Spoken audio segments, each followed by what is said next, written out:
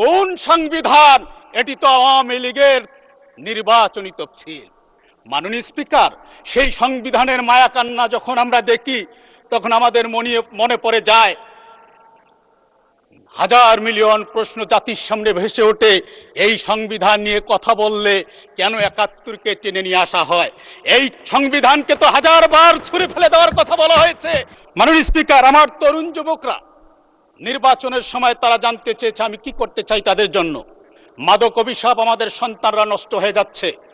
এই তরুণদের কর্মক্ষম করবার জন্য প্রধানমন্ত্রীর ঘোষণা করব কাজ গর্ব দেশ। আমার গঙ্গাচড়া ছিটির মানুষগুলো কাজ চায়, তারা রংপুরকে গড়তে চায়। এখানে স্থায়ী কি কর্মসংস্থান? ৫৪ বছরের টেকসই স্থায়ী কোনো শিল্প কারখানা গড়ে ওঠে নাই। মাননীয় স্পিকার, এই প্রত্যাশাগুলো নিয়ে জনগণ আমাকে পাঠিয়েছে। আমি এখানে স্থায়ী শিল্প কারখানা, ক্ষুদ্র মাঝারি এগুলো যেন গড়ে ওঠে, আমি সংশ্লিষ্ট মন্ত্রণালয়ের দৃষ্টি আকর্ষণ করছি।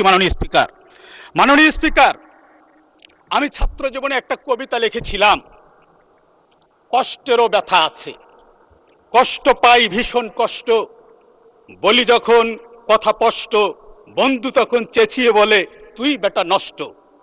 আজকে এই মহান সংসদে এসে যখন আমি তন্ময়ের সাথে কিছুদিন ধরে বক্তব্য শুনছি, ২৬-এর আগে ২৪-এর পূর্বে আমাদের কথা, আমাদের সুর, আমাদের ল, আমাদের তাল সব ছিল এক এবং অভিন্ন।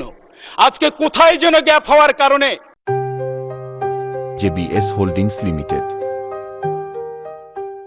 আজকে আমরা অল্পতেই আকারে ইঙ্গিতে প্রত্যক্ষ পরোক্ষভাবে আঘাত করবার চেষ্টা করছি। টেনে আনছি ৭১, টেনে আনছি ৭২।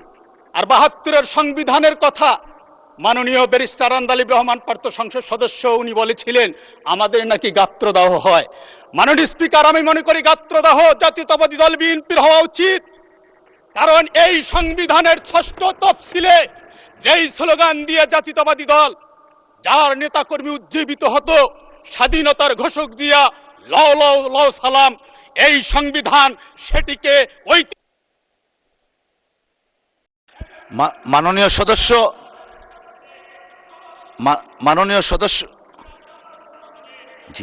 মাননীয় সদস্য ২ মিনিট নরমালি দেয়া হয়, আপনাকে আরো ১ মিনিট দেয়া হলো। লয়ার হিসাবে আপনি খুব সুন্দরভাবে চেয়েছেন টাইমটা, সর্বমোট ৩ মিনিট।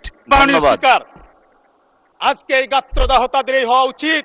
কারণ এই সংবিধানের দোহাই দিয়ে মাননীয় মহাসচিব আছেন, উনি তো কাব্যিক ঢঙ্গে বলেছিলেন বিভিন্ন কর্মসূচিতে, কোন সংবিধান? এটি তো আওয়ামী লীগের নির্বাচনী তফসিল।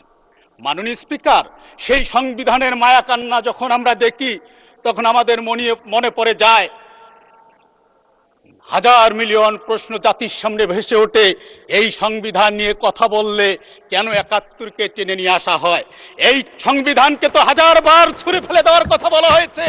নাম বলে সময় আমি নষ্ট করতে চাচ্ছি না। মাননীয় স্পিকার, আমি আসতে চাচ্ছি একটু আগেই আমরা যেই সমস্ত ছাত্র নেতাদেরকে ছাত্র জীবন থেকে প্রেরণা মনে করেছিলাম, প্রিয় ভাই,